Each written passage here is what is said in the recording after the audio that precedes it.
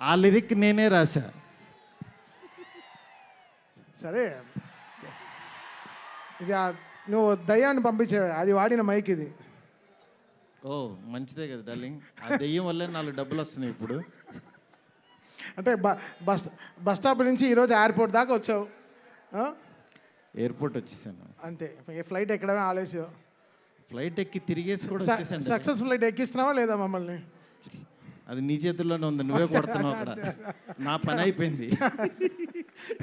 నువ్వు ఎంత బాగా కొడితే. డార్లింగ్ డార్లింగ్ చూడండి డార్లింగ్, అసలు ఫస్ట్ రోజు నుంచి ఈ మాట మీదే ఉన్నాడు. సరే మాట్లాడు. చెప్పు డార్లింగ్. నీ వెనక్కే నేను. చాలా మాట్లాడాలనుంది, చాలా చెప్పాలనుంది, కాకపోతే అన్నీ చెప్పు డార్లింగ్. నేను వెయిట్ చేస్తా. నీకు చాలా కామెడీగా ఉంది డార్లింగ్. మన అంతే కదా darling. Anyway thank you so much. First of all రెబల్స్కి చాలా చాలా థ్యాంక్స్.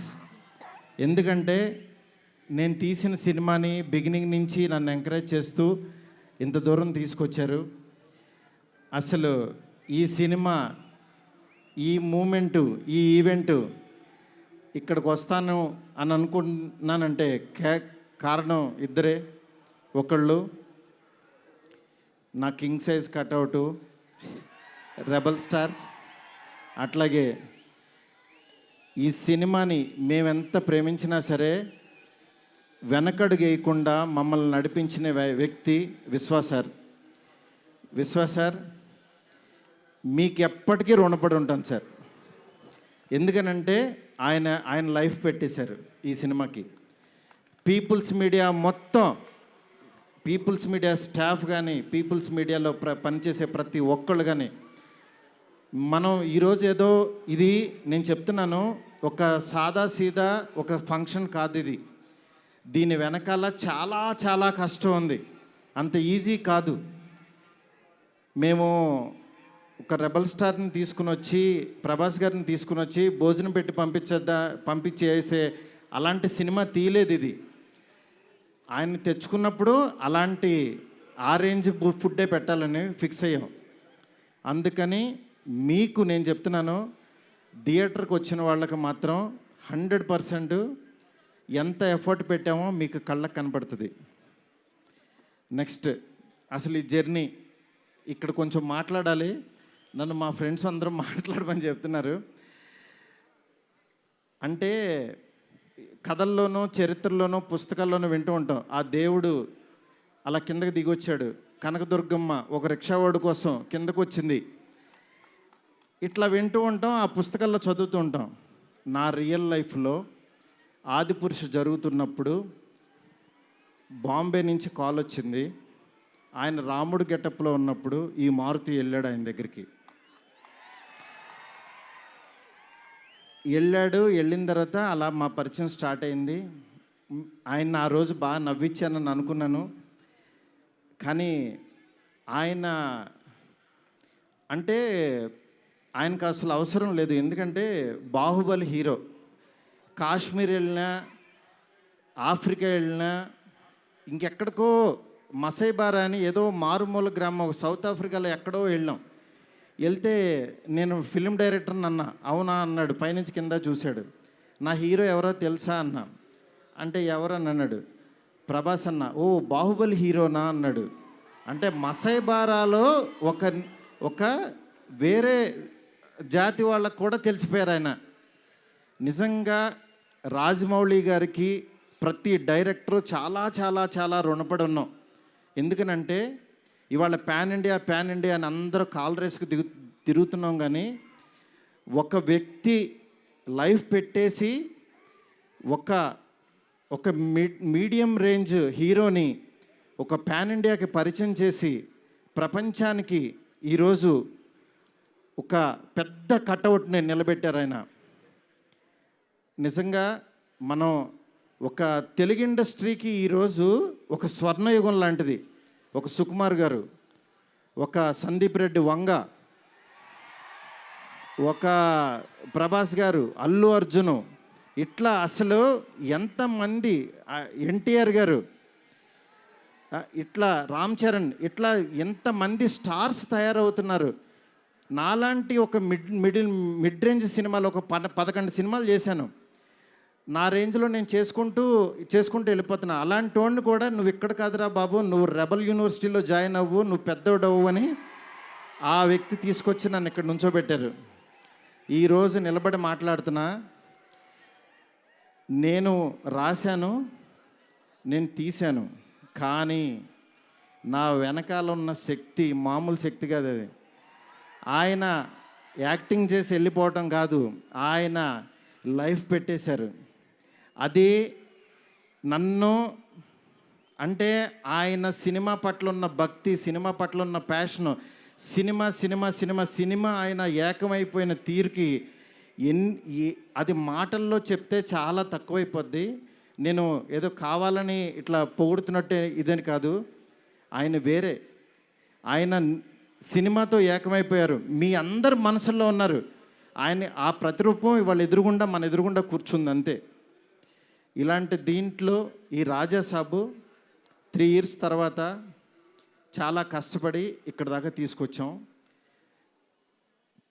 మాకు పండక్కి మీ అందరికీ మిమ్మల్ని ఎంటర్టైన్ చేయాలని ఒకటే ఆకాంక్షతోటి వేరే సినిమాలు చాలా ఉన్నా సరే అన్నిటి మధ్యలోకి ఇంత పెద్ద బడ్జెట్ సినిమాని చాలా ధైర్యంగా విశ్వప్రసాద్ గారు తీసుకొచ్చారు మీ ముందుకి. డెఫినెట్గా ఇది ఆల్ లాంగ్వేజెస్ మామూలుగా ఉండదు సినిమా, ఎందుకంటే ఈ జోనర్లో అంత పొటెన్షియాలిటీ ఉంది. నెక్స్ట్ ఈ జోనర్ నెక్స్ట్ లెవెల్కి తీయగలిగాం. అలాగే నార్త్లో అనిల్ తడాని గారు రిలీజ్ చేస్తున్నారు, ఇక్కడ మైత్రి ఫిలిమ్స్ ద్వారా రిలీజ్ అవుతుంది. ఈ సినిమా నేను చెప్తున్నాను, ఏదో నేను తీశానని కాదు, నేను ఒక ఆడియన్ లాగానే చూస్తా. ఎప్పుడైనా సినిమా తీసానో నా పని అయిపోయిందని బయటకు చూస్తా. కానీ ఈ సినిమాని యాజ్ ఏ ఆడియన్గా రోజు నేను తీసిన సినిమా వేరు, తర్వాత ఆర్ఆర్ చేస్తున్నప్పుడు చూస్తున్నాను ఒక్కొక్క రీలు. నిజంగా నేను తీసిన సినిమాకి నాకే కన్నీళ్ళు వచ్చినాయి. ఆయన పెర్ఫార్మెన్స్ చూసి ఫస్ట్ రీల్లోనే నేనే కూర్చుని ఏడ్చా. ఆయనకి మనోడు అలెక్సా లైట్స్ ఆఫ్ అని అంటాడు, అన్న తర్వాత నేను ఏడుస్తున్న సంగతి ఎవరికి తెలీదు. నిజంగా అంత గొప్ప పెర్ఫార్మెన్స్ని ఈ సినిమా కోసం ప్రాణం పెట్టిన ప్రభాస్ గారికి ఎంతైనా రుణపడి ఉంటాను. డార్లింగ్, మాటల్లో చెప్పలేను డార్లింగ్, నాకు ఏడుపు వస్తుంది డార్లింగ్ మిమ్మల్ని చూస్తే.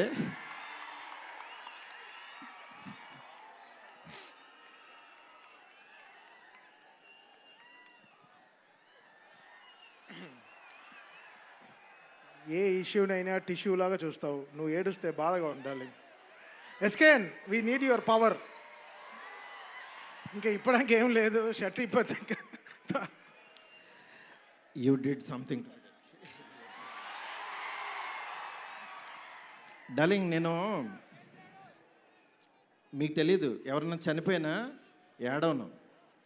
ఎందుకంటే వెళ్ళి కాసేపు చూసుకుని చావు కామన్ కదా అనుకుని వచ్చేస్తూ ఉంటా జనరల్గా.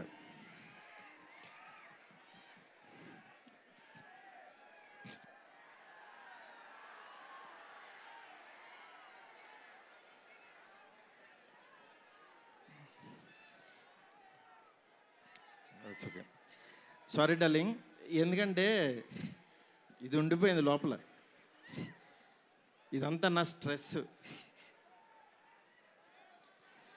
Thank you darling, love you darling. ఇంకంతకు మించి చెప్పలేను. అలాగే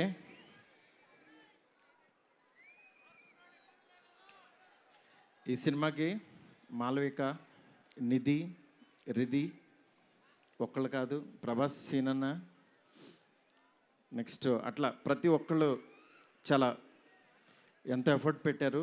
థ్యాంక్ యూ సో మచ్. మీరు ఎదురుగుండా ఉంటే నా వల్ల కాదు.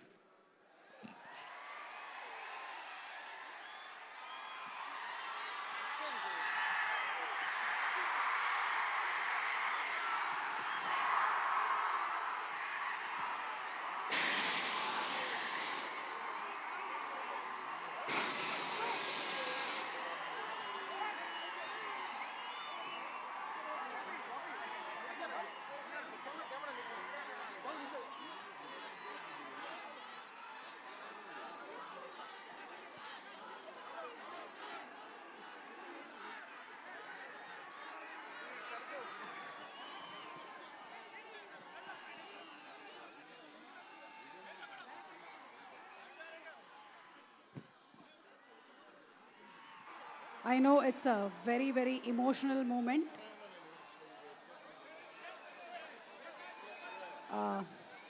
Maruti Garu, almost 3 years of journey, 3 years of friendship, 3 years of love. Thank 3 సంవత్సరాలు కష్టం బయటకు వచ్చింది.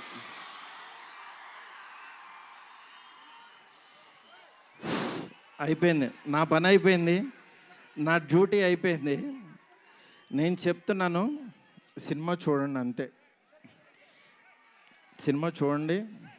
సినిమాలో మిమ్మల్ని ఎక్కడన్నా 1% డిస్సాటిస్ఫాక్షన్ చేసినా నా ఇంటి అడ్రస్ పెడతా, రండి. 1% రెబల్స్ కానీ, ఫ్యాన్స్ కానీ, ఫ్యామిలీస్ కానీ, ఈయన్ని ప్రేమించే ఎవరైనా సరే మమ్మల్ని డిసప్పాయింట్ చేసావు మారుతి అని అంటే, విల్లా నెంబర్ 17 గుర్తుపెట్టుకోండి, కొండాపూర్లో ఉంటుంది, కొల్లా లగ్జూరియా, అక్కడికి రండి.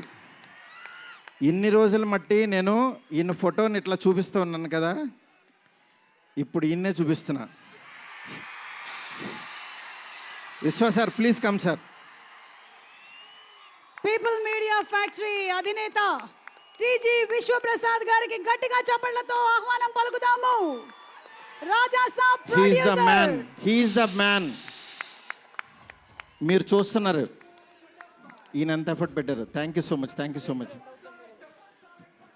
And సారీ, మిమ్మల్ని నవ్వించాలని అనుకున్నాను, నేను ఏడ్చాను ఇక్కడ. ఫస్ట్ టైము నేను సినిమా అంతా నవ్వించాడు డార్లింగ్. నేను ఎప్పుడు ఫస్ట్ సినిమా తీసినప్పుడు కూడా ఆడవలేదు, కానీ ఈ సినిమా మాత్రం thank you darling, love you darling. అలాగే నాకు సపోర్ట్ చేసిన నా ఫ్యామిలీ, నా వైఫ్ స్పందన, అలాగే నా పిల్లలు హియా, కేదార్, నీత, నెక్స్ట్ నా డైరెక్షన్ డిపార్ట్మెంట్, నా సైనికులు చచ్చిపోయారు ఒక్కొక్కళ్ళు. నేను అందరినీ సక్సెస్ మీట్లో ఒక్కొక్కళ్ళని పరిచయం చేస్తా. ఇక్కడ పనిచేసిన డిఓపి కానీ, ఆర్ట్ కానీ, ప్రతి ఒక్కళ్ళకి పేరు పేరున చాలా థ్యాంక్స్. ఎవరన్నా మర్చిపోతే క్షమించండి, నాకు ఇప్పుడు మాటలు రావు. Thank you so much. Thank you Suma గారు. Thank you so much Maruthi గారు. అండ్ జస్ట్ ఒక్కసారి అందరినీ ఒక్కసారి జస్ట్ ఒకటే ఒక్క కోరిక మాది ఏంటంటే, జస్ట్ ప్రభాస్ గారు ఒక్క 2 నిమిషాలు సోలోగా స్టేజ్ మీద నించోవాలి అని. ఓకే, ఒక్క 2 నిమిషాలు జస్ట్ ప్రభాస్ గారు. ఎస్, విశ్వ గారు మాట్లాడే ముందు ప్రభాస్ గారిని ఒక్కళ్ళనే ఒక్కసారి ఇక్కడికి వచ్చి జస్ట్ అది